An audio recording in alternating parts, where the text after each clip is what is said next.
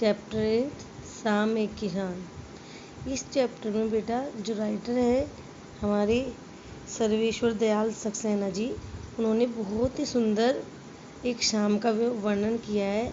उस शाम में उन्होंने जो पर्वत है, पहाड़ है, उसको किसान का रूप दिया है। और किसान जो है, और जो ऊपर किसान के बादल है, आसमान है, उसको जो किसान बनाए हैं पर्वत, उनका साफा मीन्स पगड़ी का रूप दिया है। और उनके पैरों पर नदी रूपी को चादर माना है। इसी तरह से वो कैसे वर्णन कर रहे हैं, देखिए। आकाश का साफा बांधकर सूरज की चिलम खींचता बैठा है पहाड़, घुटनों पर पड़ी चढ़ी नदी चढ़ी सी, पास ही दहक रही पलाश के जंगल की अंगीठी, अंधकार दूर पूर्व में सिमटा बैठा भेड़ों की गल्ले सा। देखिए इस पूरे पैराग्राफ का क्या है।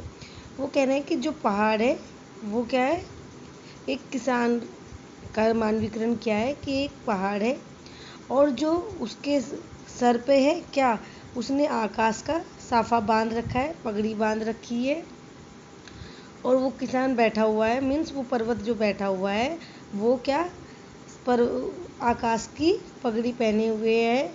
और उसके घुटनों पर जो है नदी, जो चढ़ी हुई नदी है, वो ऐसी लग रही है जैसे पैरों पर चादर पड़ी है। और जो है क्या, उन्होंने क्या कहा है कि जो वो ये जो चिलम, सूरज की चिलम खींचने का मतलब उन्होंने ये लगाया, जब शाम के टाइम सूरज छिपता है तो हल्के रेड कलर का हो जाता है। तो वो ये कह रहे हैं राइटर कि जो सूरज है वो ऐसे लग रहा है जैसे वो चिलम खींच रहे हो, मीन्स हुक्का बोलते हैं ना, इसी तरह से चिलम पी रहे हो, यानी कि वे हुक्का, चिलम रूपी हुक्का पी रहे हो। सूरज को उन्होंने चिलम का रूप दिया है। कह रहे हैं कि ऐसा लग रहा है जैसे वह किसान जो है, जो आकाश रूपी बादल का साफा बांधा हुआ है और जो चादर, नदी रूपी चादर ओढ़े हुए हैं, पैरों पर ओढ़े हुए हैं, वह सूरज रूपी चिलम खींच रहा हो। और उसके सामने क्या लग रहा है, जैसे वो ठंड से ठिठुर रहा है, क्योंकि शाम का जो टाइम है वो सर्दियों का बनाया है उन्होंने, कि वो ठंड से ठिठुर रहा है। और ठंड से बचने के लिए उसके सामने क्या है, पलाश के जो लाल रंग के फ्लावर होते हैं, वो ऐसे लग रहे हैं जैसे आग दहक रही हो। पलाश के जो जंगल है, उनके जो फ्लावर है वो ऐसे लग रहे हैं जैसे उसके सामने ठंड से बचने के लिए अंगीठी सो लग रही है।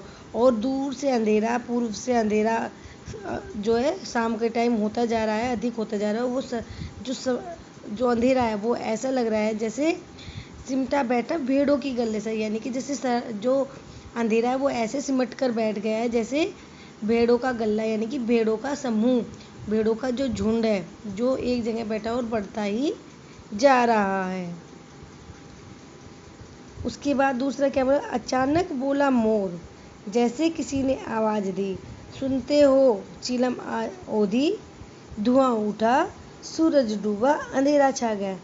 अब जैसे हम किसी बात में ज़्यादा खोए रहते हैं, किसी बात को सोचते रहते हैं, पीछे से कोई हमें आवाज़ लगाते हैं, तो जैसे हम कुछ काम कर रहे हो या हमारे हाथ में कोई चीज़ होती है, तो हमारे अचानक से किसी की आवाज़ देने से वो छूट जाती है।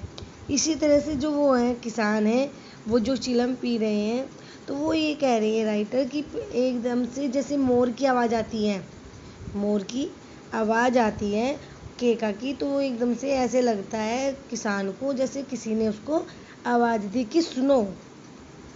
तो ये सुनते ही जो है किसान के हाथ से चिलम छूट जाती है, वो चिलम औधी हो जाती है, बुझ जाती है, और धुआं उठ जाता है, मीन्स कोहरा छा जाता है, अंधेरा छा जाता है, और सूरज डूब जाता है और अंधेरा छा जाता है। क्योंकि शाम को, जो सर्दियों की शाम का वर्णन किया है, तो धुआं उठने का मतलब हो जाता है कोहरा छा जाता है, कोहरा आ जाता है और अंधेरा, सूरज छिपने से अंधेरा हो जाता है।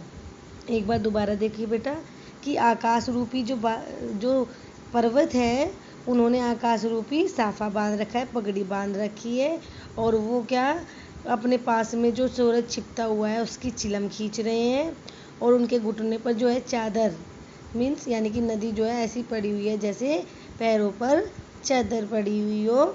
और उनके सामने जो है सर्दी से बचने के लिए सामने प्लास का जो जंगल है रेड फ्लावर का, वो ऐसे लग रहा है जैसे अंगीठी देख रही हो। और जो दूर पूरब से अंधेरा छा रहा है, शाम का टाइम है, अंधेरा छाता जा रहा है पूरब से, वो ऐसा लग रहा है जैसे भेड़ों का समूह जो बढ़ता ही जा रहा है और अंधेरा होता ही जा रहा है। और अचानक से जैसे जब पर्वत चिलम खींच रहा है, थोड़ा खोया हुआ है, अचानक से जो है उसको मोर की आवाज़ सुनाई देती है, जैसे वो कह रहा है वो मोर कि सुनो, सुनते हो। और ये सुनते ही अचानक से वो ख्यालों से निकलने के बाद उसके हाथ से क्या चिलम छूट जाती है और धुआं मीन्स कोहरा छाने लगता है, सूरज डूब जाता है और अंधेरा हो जाता है।